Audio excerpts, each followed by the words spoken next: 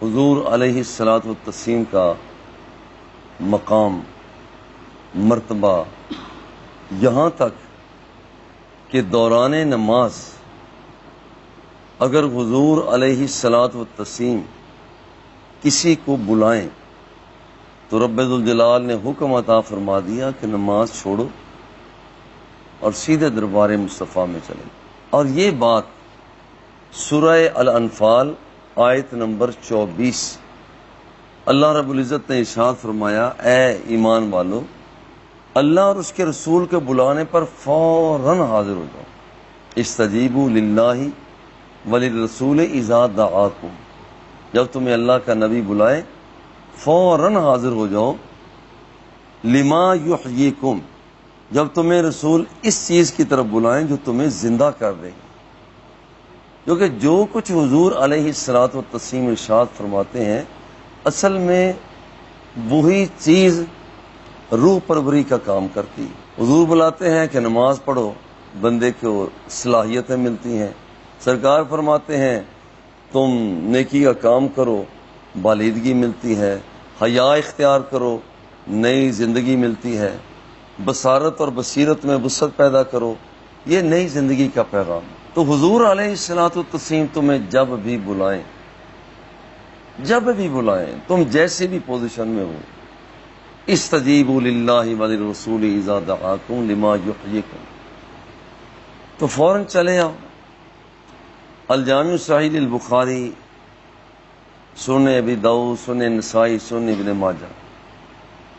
ایک روایت ہے حضرت ابو سعید بن معلی رضی اللہ تعالی عنہ فرماتا ہے کہ میں نماز پڑھ رہا تھا تو حضور علیہ الصلوۃ والتسلیم کا گزر میرے پاس سے ہوا. آپ نے مجھے بلایا، میں مسلسل نماز پڑھتا رہا تو میں نے سوچا نماز پڑھ کے میں چلا جاؤں گا. خیر نماز پڑھ کے یہ حاضر ہوئے. حضور علیہ الصلوۃ والتسلیم نے ارشاد فرمایا، ما منعک ان تأتی، میں نے ابھی تمہیں بلایا تھا تو آپ آئے کیوں نہیں؟ کیا اللہ جل جلالہ نے یہ نہیں فرمایا یا ایھا الذین آمنوا استجیبوا للہ وللرسول اذا دعاکم، کہ تمہیں جب بھی میرا نبی بلائے تو آ جانا؟ تو تم کیوں نہیں آئے؟ ان کا مقصد تھا کہ میں نماز پڑھ رہا ہوں. ان کے ذہن میں یہ بات تھی کہ میں نماز پڑھ رہا ہوں. دیکھیے یہ نماز پڑھ رہے تھے، حضور کو بھی پتا تھا کہ یہ نماز پڑھ رہے ہیں، مگر اس کے باوجود سرکار نے بلایا تاکہ میرے صحابی کی تربیت ہو جائے. کہ آپ نماز پڑھ رہے ہوں، ہمیں حکم ہے خبردار سلام نہیں کہنا، نماز پڑھ رہا ہے. نماز کے دوران تو ہم کسی کو سلام نہیں کہتے ہیں، اور حضور نے سلام ہی نہیں کہا بلکہ فرمایا کہ ذرا جلدی میرے پاس آؤ، جلدی کرو بنی میرے پاس آؤ، بلایا اپنی بارگاہ میں. تو یہ جب کہ بندہ دوران نماز بھی ہو حضور علیہ الصلوۃ والتسلیم بلاتے تو انہیں حکم یہ تھا کہ نماز کو وہیں چھوڑو، دربار مصطفیٰ میں حاضر ہو جاؤ. پھر کام جو سرکار فرماتے ہیں سارے کے سارے کر کے جہاں سے نماز چھوڑ کر گئے تھے وہیں سے آ کر دوبارہ پڑھنا شروع کر دو، نماز پھر بھی قبول ہو جائے گی. اب یہ مقام اسلام کے اندر کس کو ملا؟ اسی طرح سے حضرت انس بن مالک رضی اللہ تعالی عنہ آپ فرماتے ہیں کہ حضور علیہ الصلوۃ والتسلیم نے ایک دن، بیماری کے دن تھے، اور یہ روایت بھی صحیح بخاری کی صحیح مسلم کی ہے، پیر کا دن تھا. ایسے غالباً آج بھی پیر ہی ہے، آج پیر ہی ہے. تو پیر کا دن تھا. حضور علیہ الصلوۃ والتسلیم کا شان نبوت میں جلوہ فگن ہے. صحابہ کرام نماز پڑھ رہے ہیں اور حضرت ابوبکر صدیق رضی اللہ تعالی عنہ نماز پڑھا رہے ہیں. دوران نماز حضور علیہ الصلوۃ والتسلیم نے کاشان نبوت کی کھڑکی سے پردے کو ہٹایا. کشف النبی صلی اللہ علیہ وآلہ وسلم ستر الحجرت، پردے کو ہٹایا۔ اور یہ دن جو تھا عجیب دن تھا، تو آپ نے پردے کو ہٹایا، ینظر الینا وہو قائم، حضور علیہ الصلوۃ والتسلیم پوزیشن یہ تھی جیسے یہ مصلی پاک ہے تو کاشانہ نبوت بھی وہاں سے بائیں جانب ہے، اس طرف صحابہ کرام رخ کر کے نماز پڑھ رہے ہیں، اور حضور علیہ الصلوۃ والتسلیم نے پردے کو ہٹایا، کأن وجہہ ورقۃ مصحف، صحابہ نے جو تکنا شروع کیا تو رخ مصطفیٰ کی تابانیوں میں کھو گئے،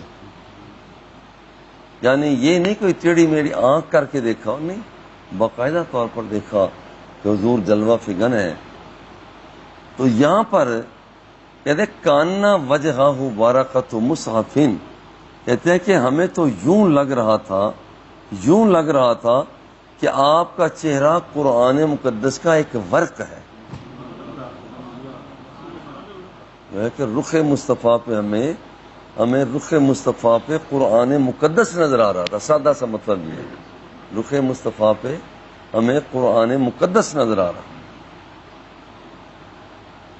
اچھا، اب یہ فرماتے ہیں ثم تبسم یضحک، حضور مسکرائے قربان جائیں ان مسکراہٹوں پر، مسکرائے یہاں تک کہ ثم تبسم یضحک، ہنسنے کے قریب چلے گئے، اتنا مسکراہٹ بڑھتی ہنسنے کے قریب ہو گئے۔ ثم تبسم، حضور علیہ الصلوۃ والتسلیم مسکرائے، یضحک ہنسنے کے قریب ہو گئے، فہممنا ان نفتتن من الفرق برؤیت النبی، ہمیں یہ خیال آیا کہ شاید کہ اب تو ہم حضور کو دیکھتے خوشی کے اندر ہم تو اپنی نمازوں کو ہی کھول لیں گے۔ اور یہاں دیوانے لوگوں نے یوں کہا ہے، نمازیں جو قضا ہوں پھر ادا ہوں، نگاہوں کی قضائیں کب ادا ہوں، نمازیں جو قضا ہوں پھر ادا ہوں، نگاہوں کی قضائیں کب ادا ہوں۔ تو صحابہ کرام نے سوچا کہ رخ حبیب کبریا کو اچھی طرح سے تو دیکھیں۔ اللہ اکبر۔ فنکس ابو بکر علی عقبیہ، مصلی امامت پہ کھڑے ہیں، حضرت ابوبکر صدیق نے بھی پچھلی صف میں آنا شروع کر دیا۔ اور یہ کہ پہلا موقع نہیں تھا کہ دوران نماز دیدار حبیب کبریا صحابہ کرام کر رہے ہیں، اس سے پہلے بھی حضور علیہ الصلوۃ والتسلیم ایک طبقہ میں بنو عمر بن عوف، اس طبقہ میں صلح کروانے کے لیے تشریف لے گئے۔ مؤذن نے آ کر ابوبکر صدیق رضی اللہ تعالی عنہ سے کہا کہ دیکھیے میں اذان دیتا ہوں، تکبیر پڑھتا ہوں، آپ جماعت کروائیں۔ آپ نے جماعت کروانا شروع کی، حضرت ابوبکر صدیق نے۔ نماز شروع ہو گئی، اتنے میں سرکار دو سرا تشریف لے آئے۔ صحابہ کرام نے عمل تصفیق بائیں ہاتھ پر دایاں ہاتھ مار کر آواز پیدا کی۔ اچھا، حضرت ابوبکر صدیق بڑے مگن ہو کر نماز پڑھا کرتے تھے، دائیں بائیں ادھر ادھر کوئی حال نظر نہیں آتا، نماز پڑھتے رہے۔ لیکن جب تصفیق کا عمل زیادہ ہوا تو آپ نے تھوڑی سی توجہ کی، وہ دیکھا تو حضور علیہ الصلوۃ والتسلیم آپ بھی صف میں کھڑے ہوئے ہیں۔ آپ نے پیچھے ہٹنا شروع کیا، حضور علیہ الصلوۃ والتسلیم نے اشارہ فرمایا کہ آپ کھڑے رہیں۔ یہ بڑی بات تھی کہ حضور خود فرما رہے کہ نہیں آپ نماز پڑھاتے رہیں۔ یہ بھی اسی طرح سے اللہ کی بارگاہ میں ہاتھ اٹھائے، یا اللہ تیرا شکر ہے کہ میری تائید میرا مصطفیٰ فرما رہا ہے۔ یہ چھوٹی بات ہے، میری تائید میرے مصطفیٰ، میری جان کے آقا، میرے والی، میرے مولا، میرے آقا، میرے رہنما، میرے مونس، میرے غمخوار، یہ میری تائید فرما رہے ہیں۔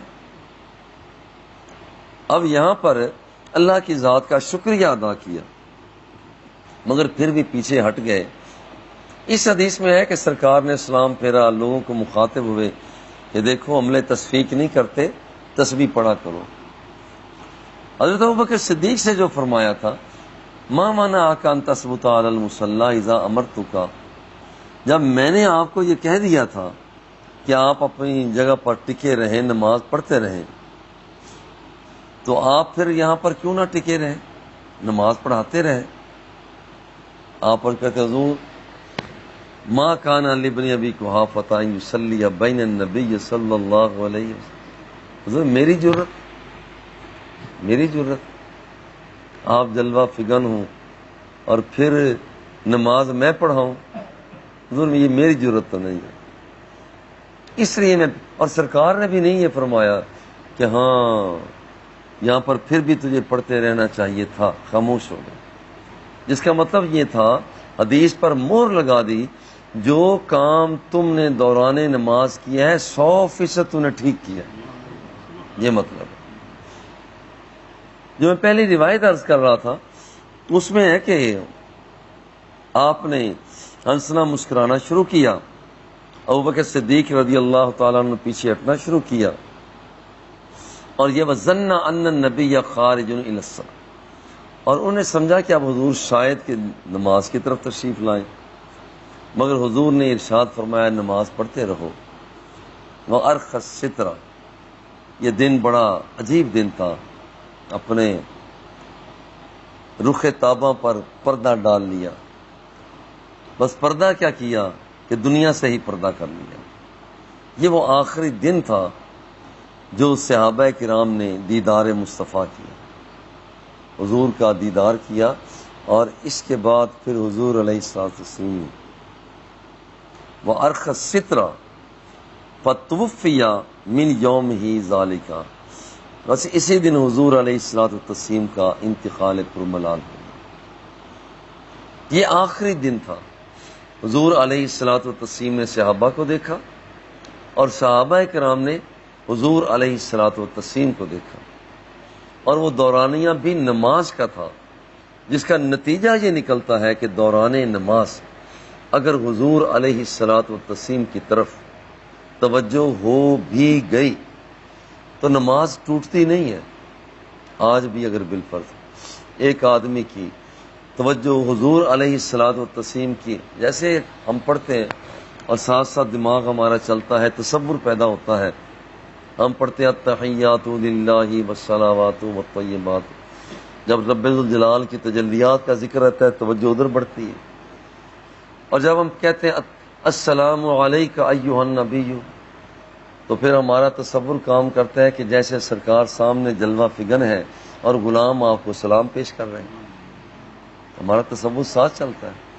اور اگر بندہ اس تصور میں کھو بھی جاتا ہے تو یہ نماز ٹوٹتی نہیں ہے، یہ ٹوٹتی نہیں ہے، بلکہ اس نماز کو وہ مقام مل جاتا ہے جیسے کہ حضور کے زمانہ پاک میں حضرت ابوبکر صدیق رضی اللہ تعالی عنہ کی نماز کو مقام مل گیا کہ حضور علیہ السلام کو دیکھیں۔ اللہ جل جلالہ ہمیں حضور علیہ السلام کی کامل اتباع، کامل محبت نصیب فرمائے۔ وصلی اللہ تعالی علی حبیبہ وآلہ واصحابہ اجمعین۔